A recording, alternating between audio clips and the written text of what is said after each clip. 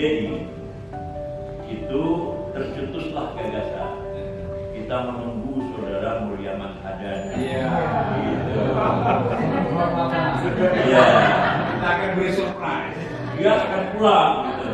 Kita beri surprise. Enggak taunya kita yang terkejut. Kita surprise. Ketemu di makam. Udah pulang. Perlu saya kasih tahu sama Imam Ahmad, itu Pak Bang ini meninggal ya. Syahril Wahab. Suami Ibu Dewi. Iya, Dewi yang dubes di sekarang dubes di Denmark. Nah, tanpa setahu kami kan malam itu pemakamannya. Gampang gitu. Si ini membantu saya betul megangin gitu. Karena buat sekali ini becek gitu, segala macam gitu. Dia pegang saya segala macam. Sampai sana. Oh ya. Kaget semua.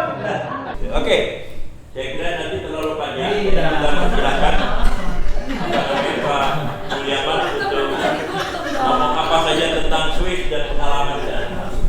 Bapak Ibu sekalian, kawan-kawan yang saya hormati, satu hormatan karena saya menjadi yang terkait ini sekalian buka puasa bersama, lalu juga kemudian dikaitkan dengan kedatangan saya membantu. Satu hormatan sekali. Saya sangat humble dengan apa yang disampaikan oleh Bapak dan juga sambutan tersebut. Saya datang sama istri saya sudah hampir 1 bulan tiba di Indonesia setelah 5 tahun bertugas di Swiss.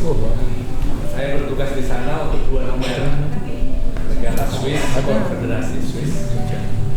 Negara Swiss ini konfederasi, jadi dia dibentuk bottom up. Jadi kesepakatan di antara kerajaan-kerajaan kecil untuk membentuk satu negara. Jadi peringatan setiap tahunnya itu bukan proklamasi kemerdekaan, tapi penguatan kembali keinginan untuk bersama. Jadi gabungan beberapa kerajaan kecil membentuk satu negara yang disebut Konfederasi Swiss.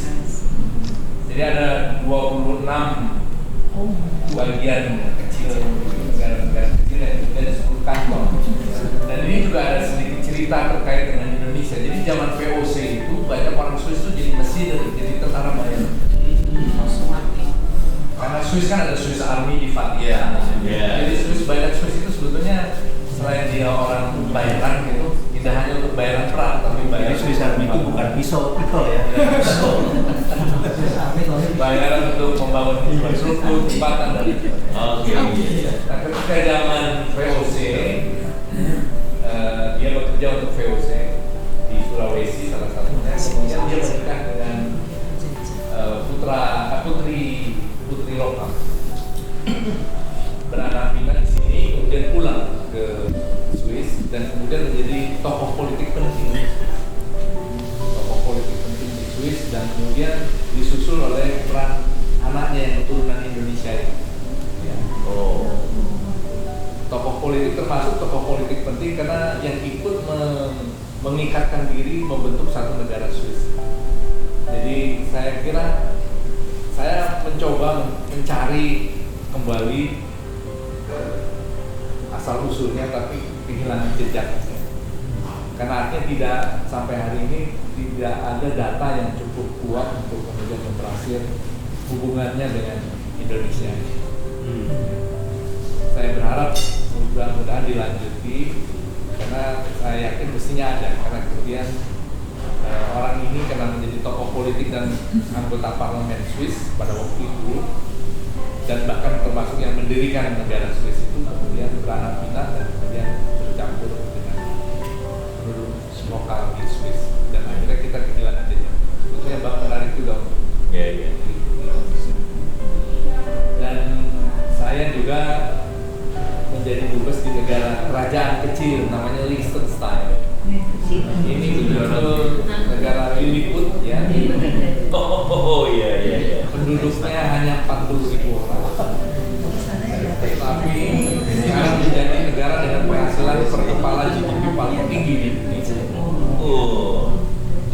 situlah semua terdaftar perusahaan-perusahaan cangkang. Iya, iya. Ya, jadi perusahaan-perusahaan apa saja, terutama perusahaan finansial itu mendaftarkan dirinya di Israel. Menarik karena secara kultural sangat terkait dengan 3 negara yang berbahasa Jerman. Jadi ada Jerman sendiri, Austria, kemudian Swiss dan Liechtenstein. Jadi mereka rootnya sangat root Jerman, ya. Mostly beragama Protestan, ya. Dan menjadi penduduk dominan di Swiss itu 2/3 itu adalah ras Jerman, sementara 1/3-nya ras Prancis. Oh, jadi apa? Secara nasional tidak ada bahasa nasional, yang ada 4 bahasa yang diakui sebagai bahasa nasional.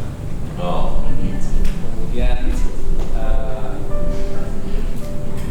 agama yang dominan Katolik, kemudian yang kedua Protestan, yang ketiga Islam, dan kemudian non afiliasi. Banyak sekarang kecenderungan orang untuk menjadi non afiliasi karena beragama itu dipajaki. Sehingga kemudian terutama kaum muda itu berusaha untuk tidak mau kena pajak dan memilih non afiliasi. Dan jumlahnya semakin hari semakin besar. Mungkin sudah 30% itu non afiliasi. iya, iya. Saya kira ini jadi fenomena ya di tempat lain sudah mungkin seperti itu, tapi kecenderungan anak-anak muda untuk menjadi non afiliasi itu besar sekali. Iya, iya, iya. Menarik sekali. Dipajaki gitu. Gimana caranya? Ada perjanjian gitu nggak? Dipajak langsung oleh pemerintah lokal, Gereja yang memajak. melalui gereja. Prakteknya melalui gereja, tapi dicatat sebagai penerimaan lokal. Kalau saya bersyukur karena alhamdulillah kayaknya apa yang dimintakan bisa dideliver. Karena pada waktu itu ada 2, ketika saya dipanggil itu ada 2 PR yang belum selesai. Pertama, menyelesaikan free trade agreement antara Swiss dengan Indonesia. Yang kedua adalah mutual legal untuk mengejar aset-aset kriminal. Penting. Dua-duanya sangat menarik karena kemudian seperti free trade agreement itu juga tidak mudah karena di dalamnya itu ada kelapa sawit, palm oil. Iya, betul. Nah, Swiss ini di Eropa tapi dia bukan anggota EU. Jadi kalau kita masih ribut dengan EU soal kelapa sawit, soal nikel, soal boksit, tapi tidak dengan Swiss setelah kita beresi free trade. Iya. Jadi sekarang kita boleh ekspor kelapa sawit macam-macam ke Eropa melalui Swiss. Karena tidak ada lagi tarif dari dengan adanya free trade agreement itu tidak ada tarif lagi dagang antara kita dan seperti kita ketahui Swiss itu juga menjadi basis untuk masuk ke pasar Eropa yang lebih besar. Karena pasar Swiss itu kecil sekali, penduduknya hanya 8 juta. Jadi kalau kita jadikan Swiss sebagai pasar akhir terlalu kecil. Nah, tapi kemudian Swiss dengan daya beli yang luar biasa karena income per kapitanya tinggi sekali, hampir 100.000 US dollar per kepala. Daya beli besar, tapi pasar kecil, sehingga daya beli ini lari keluar kan mereka. Nah, itu yang diperbutkan oleh kita negara-negara Asia agar mereka melakukan investasi atau berdagang dengan negara. Nah, itu yang dimintakan agar bisa dijadikan gerbang. Nah, tapi persoalannya tidak mudah karena di dalamnya ada unsur kelapa sawit, ada palm oil. Nah, ini rupanya juga sudah sangat, istilahnya sangat laten, ya. Jadi masyarakat, anak-anak sekolah itu sudah diajari untuk membenci kelapa sawit. Jadi saya datang ke satu sekolah. Jadi sebelum saya datang mereka dibagi 2 bendera, satu hijau, satu merah. Jadi kalau setuju hijau, kalau bagus hijau, kalau tidak setuju. Jadi sebelum saya ceramah mengenai kelapa sawit, bagaimana tanggapan Anda anak-anak adik-adik ini terhadap kelapa sawit? Kalau bagus hijau, kalau jelek merah, semuanya merah.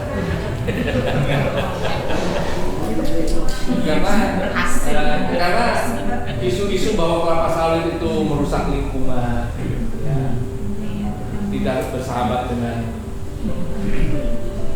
sustainability issues kira-kira, kemudian merampas hak-hak masyarakat adat, bahkan kemudian menghilangkan lingkungan untuk hidup orang hutan, itu menjadi sangat klasik dan selalu itu di setiap tahun didengung-dengungkan dan bahkan disampaikan di sekolah-sekolah. Kemudian ketika kita sepakat tanda tangan Swiss dan Indonesia diperbolehkan berdagang kelapa sawit, NGO global itu kemudian mengumpulkan tanda tangan untuk kemudian mengumpulkan terkumpulan lebih dari 100.000. So kalau harus minimum 100.000 untuk bisa membawa ini menjadi referendum nasional. Di Swiss ya? Di Swiss. Yeah. Karena di Swiss itu tidak ada mahkamah konstitusi. Yeah. Jadi setiap masalah yang dianggap bertentangan dengan konstitusi selalu referendum. Nah, kelapa sawit kita di referendum, mereka berhasil mengumpulkan 100.000 tanda tangan dan men-table referendum nasional untuk masalah perjanjian perdagangan Swiss Indonesia. Baru satu-satunya FTA bilateral diangkat menjadi tema referendum nasional Swiss. Dan banyak orang nggak ngerti gitu. Tapi elit partai politik, anggota parlemen biasa selalu debat panjang. Jadi cukup melelahkan 3 bulan itu karena diberikan waktu kampanye 3 bulan. Jadi wawancara televisi, media, koran, ya, ke kampus-kampus, ketemu dengan beberapa tokoh partai politik. Ya. Nah, to make it short, saya kira kemudian dilaksanakan referendum nasional dan alhamdulillah kita menang. 5-2 lawan 40. Very good.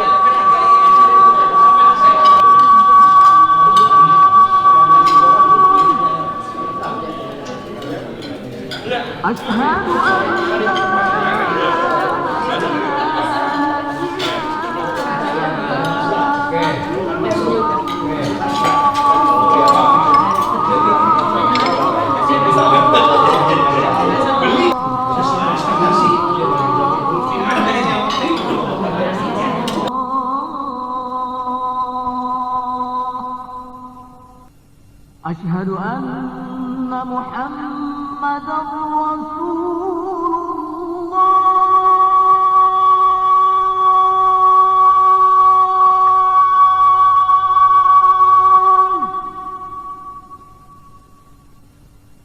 أشهد أن محمدًا رسول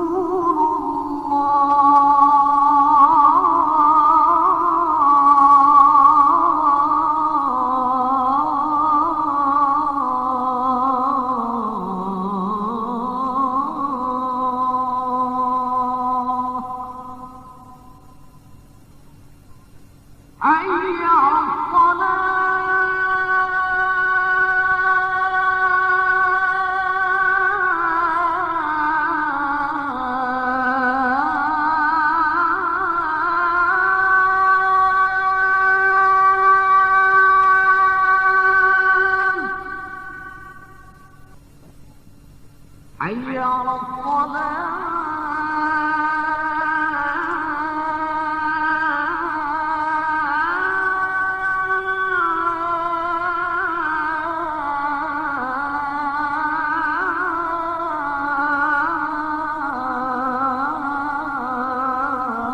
حي على